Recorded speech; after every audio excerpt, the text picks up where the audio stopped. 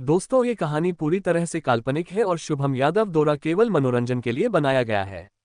और इस कहानी में किसी भी व्यक्ति, नाम, उत्पाद या वास्तविकता का अपमान नहीं किया गया है। अगर आप लोग हमारे SY ऑडियो स्टोरी चैनल पर नए हैं तो वीडियो को लाइक और चैनल को सब्सक्राइब जरूर करें, ताकि हम आप तक ऐसी वीडियो पहुंचाते रहें। धन्यवाद। देवता का ज्ञान देना। अब तक कहानी में करण अपने अंतर्मन में चला जाता है, जहां वो काफी संघर्ष के बाद देखता है कि एक देवता उसके अंतर्मन में रह रहा है। करण उससे काफी सवाल पूछता है, पर वो देवता कुछ भी नहीं बताता, केवल करण को होश में आने के लिए बोलता है। करण होश में आते ही अपनी माँ से मिलता है और उसको बोलता है, माँ, रोने की जरूरत नहीं है, मैं ठीक हूँ। अब आगे कहानी में करण माँ के गले लगे रहता है, उसको भी काफी अच्छा लगता है। सीमा सिंह, करण की माँ, करण से कहती है, बेटा, तू बहुत दिनों से बीमार था, तुझ पर कोई भी दवाई असर नहीं कर रही थी, पर आज भगवान शिव ने मेरी प्रार्थना सुन ली है। अब तुम आराम करो, रात काफी हो गई है, मैं सारे परिवार को बताकर आती हूँ। करण को वापस बिस्तर पर लिटाकर सीमा सिंह बाहर निकल जाती है और करण ऊपर कमरे की छत को देखते हुए सोचता है, आखिर में कितने दिनों से बेहोश था। सोचते सोचते वो उस दिन को याद करता है जब उसके कमजोर होने का सब मजाक उड़ाया करते थे। एक दिन उसके ताऊजी, छोटे लड़के, ने करण बहुत मारा और इस हालत में पहुंचा दिया कि करण कभी भी मर सकता था। भगवान शिव की कृपा से वो 2 महीने तक बेहोश पड़े रहने के बाद आज होश में आ गया, वरना सबने तो उसको मरा हुआ मान लिया था। उसको और उसके परिवार दल का महल छोड़कर एक छोटे से मकान में रहने के लिए बेबस कर दिया। करण को बहुत दुख होता है ये सब सोचकर। करण कसम खाता सबसे ताकतवर योद्धा बनने की, और अपनी हालत देखता है तो उसे एहसास होता है कि फिलहाल तो वो हिल भी नहीं सकता, तो वापस अपने अंतर्मन में चला जाता है। अंतर्मन में उसको फिर से वही देवता मिलता है। करण उससे बोलता, आप कौन, मैं नहीं जानता, पर क्या आप मेरी मदद करोगे? देवता धीरे से अपनी आंख खोलता है और करण की आत्मा को देखता है और कुछ नहीं बोलता। करण वापस हताश होकर लौट आता होश में, पर अचानक करण की आत्मा उसका शरीर छोड़ के गायब हो जाती है और करण के शरीर से रोशनी निकलने लगती है। करण का शरीर हवा में उड़ने लगता है। देवता अपनी आंख धीरे से खोलते हैं और बोलते हैं, अब वो समय दूर नहीं जब मैं अपना बदला पूरा करूंगा, और करण के शरीर में मिल जाते हैं। 1 घंटे तक प्रक्रिया चलती रहती है और 1 घंटे बाद करण आंख खोलता है तो अलग ही तेज निकलता है, पर वो तेज करण का नहीं, उस देवता का होता है। करण की आत्मा तो पहले ही निराशा में मर जाती है, अब तो देवता की आत्मा करण के शरीर में समा गई थी। देवता करण के शरीर को देखकर कहता है, ये तो बहुत कमजोर शरीर है, इससे तो मुझे बदला लेने में काफी वक्त लग जाएगा। मुझे इस शरीर को मजबूत बनाना होगा, वरना ये मेरी शक्तियों को संभाल नहीं पाएगा। मैं मेरी कोई भी तकनीक इस्तेमाल नहीं कर सकता, वरना मेरे दुश्मनों को पता चल जाएगा। लगता है मुझे पहले अपने चक्रों को जागृत करना होगा, वरना मेरी शक्ति से तो ये शरीर फट जाएगा। देवता सोचता है, इत्तेफाक कहे या कुछ और, इस लड़के का नाम भी करण ही निकला। अब मुझे चक्रों के ज्ञान को जागृत करना होगा, अब मैं और समय खराब नहीं कर सकता। मूल रूप से चक्र केवल 7 हैं: मूलाधार, स्वाधिष्ठान, मणिपूरक, अनाहत, विशुद्धि, आज्ञा और सहस्रार। पहला चक्र है मूलाधार, जो गुदा और जनेंद्रिय के बीच होता है। स्वाधिष्ठान चक्र जनेंद्रिय के ठीक ऊपर होता है। मणिपूरक चक्र नाभि के नीचे होता है। अनाहत चक्र हृदय के स्थन में पसलियों के मिलने वाली जगह के ठीक नीचे होता है। विशुद्धि चक्र कंठ के गड्ढे में होता है। आज्ञा चक्र दोनों भवों के बीच होता है। जबकि सहस्रार चक्र, जिसे ब्रह्मरंध्र भी कहते हैं, सिर के सबसे ऊपरी जगह पर होता है, जहां नवजात बच्चे के सिर में ऊपर सबसे कोमल जगह होती है। 1. मूलाधार चक्र। मूलाधार चक्र जो भोजन और नींद के लिए तरसता है। अगर आपने सही तरीके से जागरूकता पैदा कर ली है तो वही इन चीजों से आपको पूरी तरह से मुक्त भी कर सकता है। हम चक्रों को ऊपर वाले और नीचे वाले चक्र कह सकते हैं, लेकिन ऐसी भाषा के प्रयोग से अक्सर गलतफहमी पैदा हो जाती है। यह एक इमारत की नींव और छत की तुलना करने जैसा है। छत कभी नींव से ज्यादा महत्वपूर्ण नहीं होती। किसी भी इमारत की नींव उसका मुख्य आधार होती है, छत नहीं। इमारत की मजबूती और वह कितना टिकाऊ होगी, ये सब उसकी नींव पर निर्भर करता है, न कि छत पर। लेकिन जब हम बात करते हैं तो कहते हैं कि छत ऊपर और नींव नीचे है। अगर आपकी ऊर्जा मूलाधार में प्रबल है तो आपके जीवन में भोजन और निद्रा का सबसे प्रमुख स्थान होगा। वैसे चक्रों के एक से ज्यादा आयाम होते हैं। चक्रों का एक आयाम तो उनका भौतिक अस्तित्व है, लेकिन उनके आध्यात्मिक आयाम भी होते हैं। इसका मतलब है कि उनको पूरी तरह से रूपांतरित किया जा सकता है। उदाहरण के लिए, मूलाधार चक्र जो भोजन और नींद के लिए तरसता है, अगर आपने सही तरीके से जागरूकता पैदा कर ली है तो वही इन चीजों से आपको पूरी तरह से मुक्त भी कर सकता है। 2. स्वाधिष्ठान चक्र। दूसरा चक्र है स्वाधिष्ठान। अगर आपकी ऊर्जा स्वाधिष्ठान में सक्रिय है तो आपके जीवन में आमोद प्रमोद की प्रधानता होगी। आप भौतिक सुखों का भरपूर मजा लेने की फिराक में रहेंगे। आप जीवन में हर चीज का लुत्फ उठाएंगे। 3. मणिपूरक चक्र। अगर आपकी ऊर्जा मणिपूरक में सक्रिय है तो आप कर्मयोगी होंगे। आप दुनिया में हर तरह का काम करने को तैयार रहेंगे। 4. अनाहत चक्र। अगर आपकी ऊर्जा अनाहत में सक्रिय है तो आप एक सृजनशील व्यक्ति होंगे। 5. विशुद्धि चक्र। इसी तरह से आपकी ऊर्जा अगर विशुद्धि में सक्रिय है तो आप अति शक्तिशाली होंगे। 6. आज्ञा चक्र। अगर आपकी ऊर्जा आज्ञा में सक्रिय है या आप आज्ञा तक पहुंच गए हैं तो इसका मतलब है कि बौद्धिक स्तर पर आपने सिद्धि पाली है। बौद्धिक सिद्धि आपको शांति देती है। आपके अनुभव में ये भले ही वास्तविक न हो, लेकिन जो बौद्धिक सिद्धि आपको हासिल हुई है वह आप में एक स्थिरता और शांति लाती है। आपके आसपास चाहे कुछ भी हो रहा हो या कैसी भी परिस्थितियां हो, उससे कोई फर्क नहीं पड़ेगा। 7. सहस्रार चक्र। एक बार इंसान की ऊर्जा सहस्रार तक पहुंच जाती है तो वह पागलों की तरह परम आनंद में झूमता है। अगर आप बिना किसी कारण ही आनंद में झूमते हैं तो इसका मतलब है कि आपकी ऊर्जा ने उस चरम शिखर को छू लिया है। क्या करण अपने शरीर को मजबूत कर पाएगा? कौन था जिसने करण को बेहोश किया और मरने की कगार पर छोड़ दिया? कौन था वो देवता जो करण के शरीर में प्रवेश कर गया? क्या करण अपने चक्र जागृत कर पाएगा? चक्र जागृत करने के फायदे। कहानी में अब तक करण को होश आने के बाद करण की आत्मा उसका शरीर छोड़कर जा चुकी थी और देवता करण की आत्मा पुराने करण के शरीर में स्थापित हो चुकी थी। अब अपने शरीर को मजबूत करने के लिए चक्रों की जानकारी अपने पिछले जन्म की यादों में देखता है। अब कहानी आगे। करण के शरीर में जो देवता था उस आत्मा का नाम भी संयोग से उसका नाम भी करण ही था। दोनों नाम जरूर एक था, लेकिन एक बिल्कुल बेकार, जिसको उसके परिवार में उसके दादा और पिता और माँ के अलावा कोई पसंद नहीं करता था। सब उसको बोझ समझते थे। वही देवता करण जो अपने दम पर एक समय पूरे ब्रह्मांड पर राज किया करता था, लेकिन अपनों से मिले धोखे के कारण अब इस करण के शरीर में प्रवेश कर गया। अब उसका एक ही मकसद था, वो था बदला अपना और जिसके शरीर में है उसका बदला लेना। करण सोचता है, मैंने चक्रों को पिछले जन्म में भी बड़ी मुश्किल से जागृत किया था, लेकिन इस बार शायद पिछला अनुभव काम आ जाए, मुझे कोशिश करनी चाहिए। आह, अचानक ये मेरे सर भारी क्यों हो रहा है और ये दर्द तो मैंने पिछले जन्म में भी नहीं सहा था। तभी करण को एक आवाज सुनाई दी, welcome host in this world. Karan डर गया और चिल्लाने लगा, कौन है ये, किसकी आवाज है? होस्ट, आप डरो नहीं, मैं एक सिस्टम हूँ जो आपकी मदद के लिए हूँ। लेकिन तुम हो कहाँ और मुझे दिखाई क्यों नहीं दे रही? मैं तुम्हें क्यों नहीं देख पा रहा हूँ? कौन हो? सामने आओ, मैं मजाक की स्थिति में नहीं हूँ। होस्ट, आप अभी मुझे नहीं देख सकते क्योंकि मेरा अभी लेवल कम है। जैसे जैसे आप आगे शक्तिशाली होते जाएंगे मेरा भी लेवल भी बढ़ता जाएगा और आप मुझे देख पाएंगे। अभी आप मेरी बात सुनाए और याद रखिए, मैं आपकी मदद के लिए हूं, न कि आपको नुकसान पहुंचाने के लिए। तो क्या आप मेरी मदद लेना चाहते हैं? मैं तुम्हें इस ब्रह्मांड का सबसे शक्तिशाली आदमी बना सकती हूँ। तो आपके पास सोचने के लिए केवल 1 मिनट तक का समय है। लेकिन मैं कैसे तुम पर यकीन करूं? तुम तो मुझे दिखाई भी नहीं दे रही हो। होस्ट, आपको यकीन करना ही होगा। अभी मैं सिर्फ इतना ही कह सकती हूँ, रहे आपके सवाल तो वक्त आने पर आपको सब मालूम पड़ जाएगा। करण अपने मन में सोचता है, मुझे तो वैसे भी ताकतवर बनाना है और यदि इसकी मदद ले ली जाए तो मैं शायद जल्दी ताकतवर बन जाऊं। मेरा अनुभव और इसकी मदद से मैं अपना लक्ष्य जल्दी हासिल कर लूंगा। ठीक है, मैं तैयार हूं। मुझे क्या करना होगा तुमसे मदद लेने के लिए? होस्ट, आपको जो आपके हाथ में कड़ा है उस पर एक बूंद खून गिराकर आत्मा का संबंध बनाना होगा। आत्मा का संबंध तो जानते होंगे ही, आत्मा का संबंध 2 लोगों के बीच बनाया जाता है। एक बार आत्मा का संबंध बना लिया तो फिर दोनों एक दूसरे से जुड़ जाते हैं और मन में बात कर सकते हैं। एक दूसरे को धोखा नहीं दे सकते। ये संबंध इंसान जानवरों, राक्षसों, दूसरे इंसानों को अपने काबू में लेने या वफादार बनाने के लिए करते हैं। हाँ, मुझे पता है। और कुछ नुकीला ढूंढने लगता है, एक पुराना सा चाकू मिलता है, उससे अपनी हथेली पर कट लगाता है और कड़े पर खून गिरता है। होस्ट, आपसे सिस्टम को जुड़ने में कुछ वक्त लग सकता है। तब तक आपको चक्रों को कैसे जागृत करना है उसकी जानकारी आपको दी जा रही है। पर चक्रों को जागृत करना तो मैं जानता हूं, पर जागृत करने की विधि याद नहीं आ रही है। कोई बात नहीं होस्ट, मैं आपको सारी जानकारी शुरुआत से देती हूं। जानकारी भेजी जा रही है। करण के सर में अचानक बहुत सी जानकारी आने लगी और करण उन्हें ढंग से व्यवस्थित करने लगा। करीब 2 घंटे बाद करण ने राहत की सांस ली। अब मुझे एक बार सिस्टम की जानकारी देख लेनी चाहिए। सप्त चक्र और कुंडलिनी को कैसे जागृत करें? आयुर्वेद और भारतीय पारंपरिक औषधि विज्ञान के अनुसार शरीर में 7 चक्र होते हैं, जिन्हें सप्त चक्र या ऊर्जा की कुंडली भी कहते हैं। सामान्यतः क्रमशः 3 चक्र भी किसी व्यक्ति में जागृत हो तो वह व्यक्ति स्वस्थ कहलाता है। कुंडलिनी को जब जागृत किया जाता है तब यही सप्त चक्र जागृत होते हैं। इन 7 चक्र का जागृत होने से मनुष्य को शक्ति और सिद्धि का ज्ञान होता है। ऐसा कहा जाता है कि वह व्यक्ति भूत और भविष्य का भी जानकारी हो जाता है। विज्ञान इस बात को नहीं मानता, पर हमारे पुराने किताबों और वेदों में इसका जिक्र किया गया है। हमारे शरीर में लगभग 72,000 नाड़ियां हैं, जिनमें शरीर का संचालन करने में प्रमुख 12 नाड़ियां दिमाग में है। आध्यात्मिक रूप से इडा, पिंगला और सुषुम्ना का जिक्र है।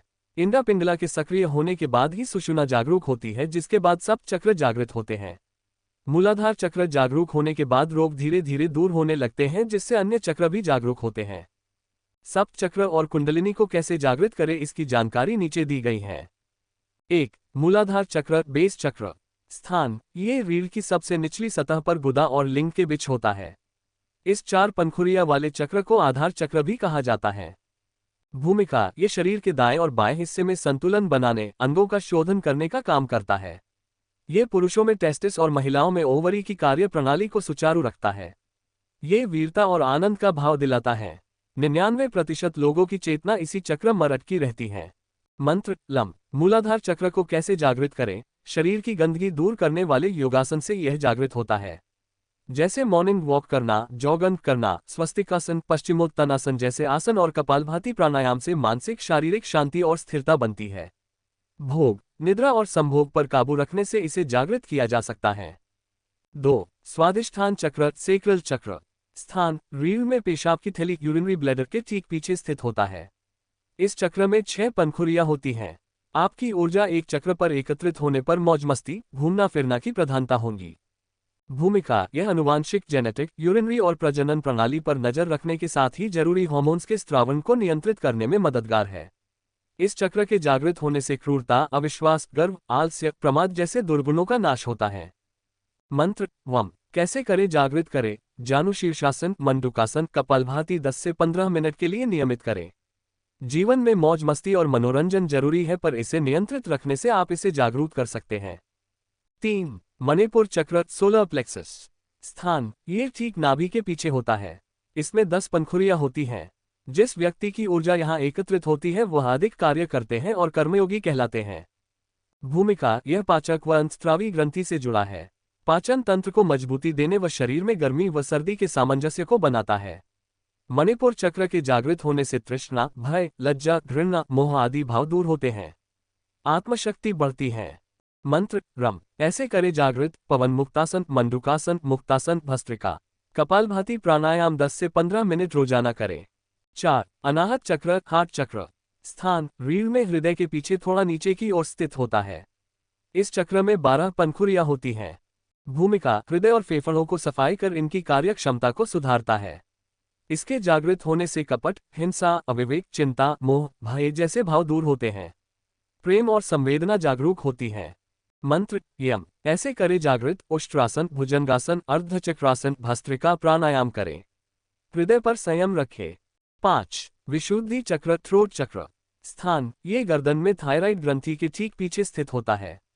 ये 16 पंखुड़ियों वाला चक्र है।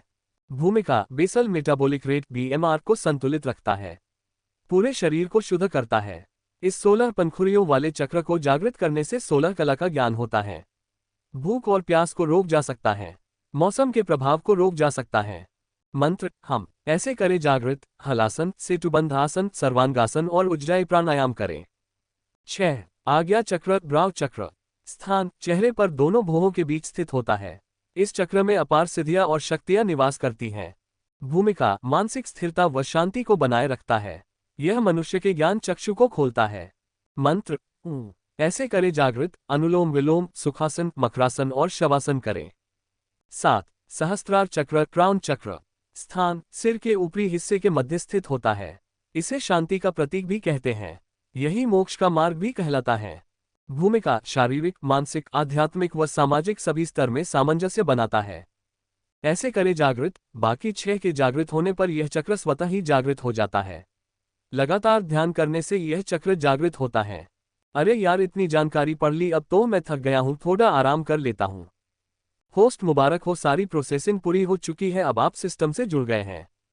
क्या है ये सिस्टम और ये कैसे मदद करेगा करण की? क्या करण ताकतवर बन पाएगा? क्या अपना बदला ले पाएगा? क्या अपने चक्र जागृत कर पाएगा? मूलाधार चक्र जागृत करना भाग 1। कहानी अब तक आपने पढ़ा कि करण अपने शरीर को मजबूत बनाने के लिए चक्र जागृत करने की सोचता है और अपने पिछले जन्म की यादों में चक्र जागृत करने की विधि याद करता है, पर तभी उसको एक सिस्टम एक्टिवेट होने की आवाज अपने मन में सुनाई देती है और सिस्टम उसे चक्र जागृत करने की सही जानकारी देता है, साथ ही साथ उनके फायदे भी बताता है। अब कहानी में आगे। करण ने सिस्टम की सारी जानकारी को आत्मसात करके उनको अपने दिमाग में ढंग से व्यवस्थित करने में ही सुबह कर दी।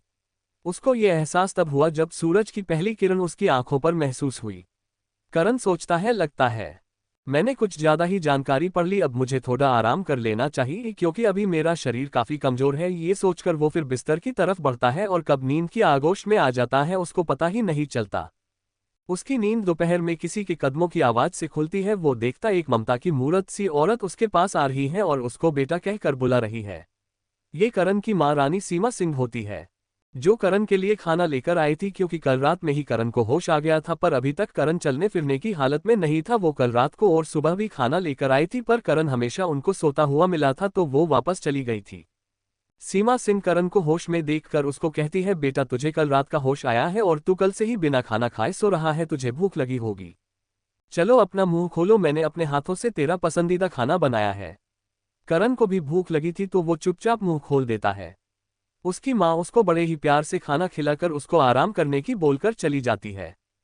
करण खाना खाने के बाद थोड़ा ऊर्जावान महसूस कर रहा था। उसने पिछले जन्म में बहुत सा स्वादिष्ट भोजन किया था पर माँ का प्यार नहीं ले पाया था। करण सोच ही रहा होता तभी उसके दादा राणा प्रताप सिंह जी एक बूढ़े आदमी के साथ आते हैं। राणा प्रताप सिंह जी करण से पूछते हैं, अब कैसा महसूस हो रहा है? दादाजी, अब मुझे थोड़ा अच्छा लगा रहा है, खाना खाने के बाद थोड़ी ऊर्जा मिली है। राणा प्रताप सिंह उस बूढ़े की तरफ इशारा करते हैं और कहते हैं, ये सब ततारा रैंक के वेद है, यही तुम्हारा इलाज कर रहे थे। रैंकों के बारे में जानकारी। ऋषि लेवल शुरुआती या कल्टीवेशन का पहला चरण, इसके 1 से 9 पड़ाव होते हैं। महर्षि लेवल दूसरा चरण, ये ऋषि लेवल के 9 पड़ाव पूरे करने के बाद आता है, इसके भी 9 पड़ाव है। गण लेवल तीसरा चरण, ये महर्षि लेवल के बाद आता है और इसके भी 9 पड़ाव है। महागण लेवल चौथा पड़ाव, ये गण लेवल के बाद आता है और इसके भी 9 ही पड़ाव है। तारा लेवल पांचवा पड़ाव, ये महागण लेवल के बाद आता है और इसके भी 9 पड़ाव होते हैं। सप्ततारा लेवल छठा पड़ाव, ये तारा लेवल के बाद आता है और इसके 7 पड़ाव होते हैं जैसे इसका नाम है। शक्ति लेवल सातवां पड़ाव, ये सप्ततारा लेवल के बाद आता है और इसके भी 7 पड़ाव है। सिंह दल और उसके आसपास ज्यादातर शक्तिशाली इसी लेवल पर है। महाशक्ति लेवल 8वां पड़ाव, ये शक्ति रैंक के 7 पड़ाव पार करने के बाद आता है, इसके भी 5 पड़ाव है। नश्वर लेवल 9वां पड़ाव, ये महाशक्ति रैंक के बाद आता है और इसके भी 5 पड़ाव है। नश्वर सम्राट 10वां लेवल, ये नश्वर लेवल के बाद आता है, इसके भी 5 पड़ाव है। इसके अलावा भी काफी लेवल है पर अभी इतनी जानकारी काफी है। राणा प्रताप सिंह बताते हैं, इनका नाम वैद्य सिफू है और बहुत दिनों से तुम्हारा इलाज कर रहे हैं। करण वैद्य सिफू की तरफ देखकर उनको प्रणाम करता है। वैद्य सिफू करण के प्रणाम को देखकर कहते हैं, अब मुझे तुम्हारी जांच करनी है तो थोड़ा आराम से, घबराना मत, और करण की जांच करने लगते हैं। राणा प्रताप सिंह वैद्य सिफू के चेहरे पर आ रहे परिवर्तन को ही देख रहे होते हैं। काफी देर बाद उनसे रहा नहीं जाता तो वो पूछते हैं, क्या बात है वैद्य जी, आप इतने हैरान क्यों है? माफ करना महाराज, पर करण का लेवल तो गिरकर बिल्कुल खत्म होने की कगार पर है। अगर कुछ दिन और राजकुमार करण को होश नहीं आता तो शायद ही ये बच पाते, और अगर बच भी जाते तो कभी कल्टीवेशन नहीं कर पाते। फिलहाल मैं कुछ दावा दे रहा हूँ, आशा करता हूँ इनसे ये 15 दिन में चलने फिरने लायक हो जाए, बाकी सब करण की इच्छाशक्ति के ऊपर है। जो करण 15 साल की उम्र में गण लेवल पर पहुंचने का कारनामा कर चुका था, आज एक हादसे में घायल होकर इस परिस्थिति में आ गया है। ये हादसा था या साजिश, इसका पता कहानी के आगे के भागों में पढ़ने को मिलेगा। राणा प्रताप सिंह वैद्य सिफू को विदा करके कुछ देर तक करण से बात करते हैं और वापस चले जाते हैं। राणा प्रताप सिंह जी के जाने के बाद करण थोड़ी देर आराम करता है। आराम के बाद शाम का खाना दोबारा माँ के हाथ से खाता है और कुछ देर माँ से बात करता है। माँ के जाने के बाद करण सोचता है, अब इस जन्म में ताकतवर बनने की शुरुआत की जाए। करण अपने दिमाग में चक्र जागृत करने की विधि को देखता है और फिर सिस्टम से कहता है, सिस्टम क्या तुम मुझे सुन सकते हो? जी होस्ट, मैं आपको सुन सकती हूँ, मैं तो हमेशा आपके मन में हूँ, आप जब चाहे मुझसे बात कर सकते हैं, वो भी मन में। किसी को कुछ पता भी नहीं चलेगा। ये तो बहुत अच्छा है, कोई मुझे पागल भी नहीं समझेगा। सिस्टम, तुमने जो जानकारी दी है उसको तो मैं समझ गया हूँ, पर इसको इस्तेमाल कैसे करूँ, क्या तुम बता सकती हो? होस्ट, मैंने जो भी जानकारी दी है वो तो बस शुरुआत है। आप ध्यान की मुद्रा में बैठ जाए और मैं एक मंत्र आपके दिमाग में भेज रही हूँ, उसको ध्यान से दोहराते रहे। आपको बिल्कुल भी ध्यान नहीं भटकने देना है। मेरे हिसाब से रात हो चुकी है, अब शायद ही कोई आपको परेशान करेगा। अब आप शुरू कर सकते हैं। सिस्टम की दी जानकारी के अनुसार करण पैर मोड़कर ध्यान में बैठ जाता है और मंत्र का जाप अपने मन में करने लगाता है। उसको अपनी कमर के नीचे हल्का दर्द महसूस होने लगाता है। होस्ट, आपको इस दर्द को सहना होगा वरना आपकी मेहनत बेकार चली जाएगी। करण दर्द को सहता रहता है और गहरे ध्यान में जाता रहता है। उसको इतना दर्द हो रहा जितना किसी की हड्डी टूटने पर होता है। उसने होठों को कस के दांतों से दबा दिया था, होठों से खून निकलने लगाता है। सिस्टम बार बार करण को होश में रहने के लिए उम्मीद दे रहा था। होस्ट, आपको बेहोश होने से अपने आप को बचना होगा। आपका काफी खून निकल गया है। अगर अब आप बेहोश हो गए तो आपकी सारी मेहनत बेकार हो जाएगी और शायद आप महीनों तक बिस्तर पर रहेंगे। करण की आंखों में अब अंधेरा छाने लगाता है और वो बेहोश होने की कगार पर पहुंच जाता है। क्या करण अपने घायल होने की साजिश का पता कर पाएगा? क्या करण अपना मूलाधार चक्र जागृत कर पाएगा? क्या करण फिर से कल्टीवेट कर पाएगा? मूलाधार चक्र जागृत भाग 2। कहानी में अब तक आपने देखा करण अपने परिवार वाले से मिलकर वैद्य जी से मिलता है जिसको उसके दादा राणा प्रताप सिंह जी लाए थे। करण सिस्टम से मदद के लिए पूछता है। सिस्टम भी मदद के लिए तैयार हो जाता है और करण को मूलाधार चक्र जागृत करने में मदद करता है। अब कहानी में आगे करण बेहोश होने की कगार पर पहुंच जाता है। उसके शरीर के हर अंग से खून निकलने लगाता है पर वो लगा रहता है। अब करण कभी भी बेहोश हो सकता है। उसका बहका खून बहने से उसे कमजोरी महसूस होने लगती है पर सिस्टम उसको होश में रखने की पूरी कोशिश कर रहा था। सिस्टम को पता था कि यदि करण बेहोश हो गया तो वो कभी दोबारा चक्र जागृत नहीं कर पाएगा, ना ही कल्टीवेशन कर पाएगा। पर सिस्टम करण को कुछ नहीं बताता है, बस करण का हौसला अफजाई कर रहा था। इससे ज्यादा कुछ कर भी नहीं सकता था। करण जब भी बेहोश होने वाला होता तभी वो करण को बिजली का झटका दे देता था जिससे करण बेहोश न हो। करण को मंत्र जाप करते हुए आधी रात हो जाती पर वो बिल्कुल भी मंत्र जाप करना नहीं रोकता है। धीरे धीरे अब उसका दर्द कम होता हुआ महसूस होने लगता है। करण के कमर के नीचे अब हल्की जलन होने लगती है। तभी सिस्टम करण को बताता है, लगे रहो होस्ट, ये जलन प्रतीक है कि आपका मूलाधार चक्र जागृत हो रहा है, बस थोड़ी देर और सहन कर लीजिए। सिस्टम की बात सुनकर करण को अच्छा लगाता है और उसको उम्मीद दिखाई देती है। अब कमर के नीचे जलन और तेज होने लगती है। ऐसा लग रहा था जैसे करण के नीचे किसी ने आग लगा दी हो। 1 घंटे बाद करण को जलन में राहत मिलती है और ऊर्जा का संचार करण के शरीर में होने लगाता है। ऊर्जा से जलन कम होने लगती है और मूलाधार चक्र जागृत करने के लिए ऊर्जा करण के शरीर में प्रवेश करने लगती है। करण अब बाहर वातावरण से ऊर्जा अपने शरीर में आती हुई महसूस करता है। उसको जोश आ जाता है। वो और तेज मंत्र का जाप करने लगाता है। ऐसा लगता जैसे करण का शरीर ऊर्जा का भूखा हो और अब उसको भरपूर मात्रा में खाना मिल गया हो। करण ने महसूस किया अब उसके शरीर में लाल रंग की ऊर्जा का निर्माण होने लगा है। ये लाल रंग मूलाधार चक्र का रंग होता है। धीरे धीरे लाल ऊर्जा एक चक्र का रूप धारण कर रही है। करण के अंदर एक नई लाल ऊर्जा उसके शरीर के हर अंग से होकर गुजर रही थी। उसका हर अंग लाल रंग का प्रतीत हो रहा था। समय के साथ लाल ऊर्जा और गाढ़ी होती जा रही थी और चक्र का रूप धारण कर रही थी। जैसे जैसे मूलाधार चक्र जागृत हो रहा था वैसे वैसे करण के शरीर में ऊर्जा की बाढ़ आ रही थी। सिस्टम बार बार करण को चेतावनी दे रहा था कि ऊर्जा को नियंत्रित करे वरना उसका शरीर फट जाएगा। करण पूरी कोशिश कर रहा था ऊर्जा को नियंत्रित करने की, पर ऊर्जा बढ़ती ही जा रही थी। अचानक करण को कुछ टूटने की आवाज सुनाई देती है।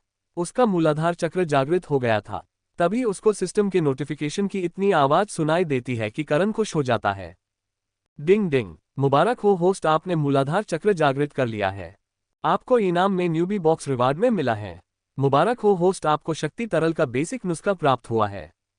आपको बेसिक आर्मर प्राप्त हुआ है। आपको मेडिसिन का बेसिक लेवल प्राप्त हुआ है। आपको एक स्वॉर्ड तकनीक प्राप्त हुई है। आपको पेंटिंग का बेसिक लेवल प्राप्त हुआ है। आपको 10,000 स्वर्ण मुद्राएं प्राप्त हुई है। आपको सिस्टम का एक फ्री अपडेट प्राप्त हुआ है।